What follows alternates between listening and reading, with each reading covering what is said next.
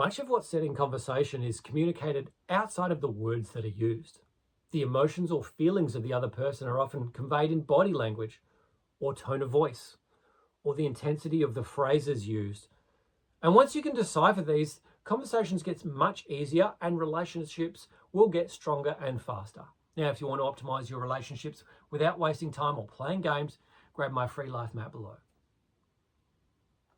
If I was in school now, I would absolutely have been diagnosed as autistic. Now, in my early 20s, I learned that I had dyslexia and dyscalculia. In my 30s, I learned I had Asperger's. Now, this explains so much about my childhood and the struggles that I had as an adult. Now, I never understood emotions. I came from a family that didn't really express emotions. I didn't express feelings. There wasn't a huge amount of hugging or whatever. So I just never knew. And it wasn't until my early 20s when I found out I needed to learn about emotions because I just had no idea what people meant by certain things. I didn't understand what they were talking about. And this severely impacted the relationships I had because I couldn't relate, I couldn't communicate, I couldn't understand what the other person was talking about. I couldn't get their point of view. And as I learned, communication became so much easier. I found that I was able to build incredible relationships very quickly and sustain them. And it changed how I would do the rest of my life. And I want to share this with you here. So firstly, I want you to learn to understand your own emotions. If you don't understand what your own emotions are, how you are feeling, how are you ever going to be able to decipher what somebody else is going through? Now, this might sound absolutely weird, but as I said, I was an autistic kid. I did not understand emotions. I went on my first trip overseas and as I was ready to go through customs and leave my family, I just waved and I said bye and I turned around and walked off. My friends and my family are like, what are you doing? You got to hug your mum and say goodbye to everyone. And I just didn't understand. It didn't make any sense to me. I had to go away and think about, all right, well, what's that like? What's that mean? I had to get books on emotions to learn how to understand to learn what the emotions were and what that felt like so I could then feel that emotion. I had to go and experience life and talk to people so I could understand what these things were like. I had absolutely zero clue. And you might be in the same boat as me. But hopefully you have some good idea about emotions. But what about certain emotions that you don't necessarily understand? Do you need to go and have a look through a list of emotions and see what does that actually mean? What does that feel like? What is it like? As part of my Life Map program, I've actually got a full list of emotions and their opposite emotions so you can understand them better. When you have an opposite emotion, it's really easy to grasp the other side of it. Happy is easy to understand, knowing what sad is. Cold and hot, easy to grasp what one is without the other, with the other. But what about apathy? What is apathy? What's the opposite of apathy? What does apathy even mean? Maybe that's something you need to look up so you can understand. Melancholy. There are lots of emotions out there that are not necessarily as popular, but still relevant to how you might actually be feeling. And when you can understand that, you can understand that within yourself. You can then take that into conversation, understand what the other person is dealing with. When you understand how the other person is feeling, you can interpret that data about what they're saying in a completely different way. So let's move on to number 2.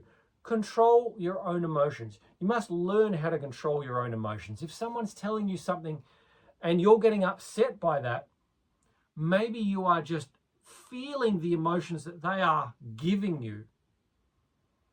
But then you might be losing track of being able to actually listen and pay attention to what they're telling you. And then you might lose the ability to really focus on how you can reply to that situation. How can you reply in a positive way or in a way that benefits the conversation. I used to have a very large personal training business, and I would talk to people about all sorts of things. There were many of my clients that had major health issues, autoimmune diseases, cancer, major injuries, etc. And sometimes when these people would talk to me, I would get upset, and I could feel that upset coming on. And it's just me being so empathetic to their emotions and their situation that I would find it would take away from my ability to deal with the conversation, to come from a place of confidence where I could reply in a positive or a supportive manner.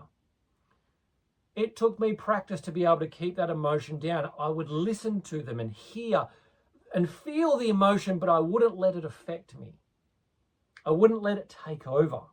When I was able to do that, I was able to sit with them and reply in a way that worked. Give them the answer that they really need. Give them the support that they really need. It took a lot for me to get to that point, a lot of practice. I had to be aware that those emotions that they were throwing my way during the conversation were affecting me, and I would learn how to be able to keep that at bay. You don't need to take on the energy that somebody else is giving you. You can hear them, but you don't need to take it on. So be very, very wary of that and control your emotions during the conversation so you can listen and reply in the best manner possible. Number 3, pay attention to others in the conversation so you can empathize and understand how they feel. Don't be afraid to ask somebody how they're feeling. You might be listening to what they're saying and hearing what's going on in between the words or underneath. As I said earlier, their tone of voice, the intensity of the phrases that they use, the volume that they're speaking at. Are they shouting at you? Are they really excited? Or are they really upset, really scared? Or are they anxious? Like, feel what they're feeling. Try and understand that as well as the words that they're saying. Look at their body language. Are they open? Are they closed? Are they standing up really tall? Are they really like neurotic in what they're saying? Or are they calm? Or are they just really tentative and sheepish and quiet? There's going to be a lot of cues that go on during a conversation. It takes a lot to listen and watch and really understand where the other person is coming from.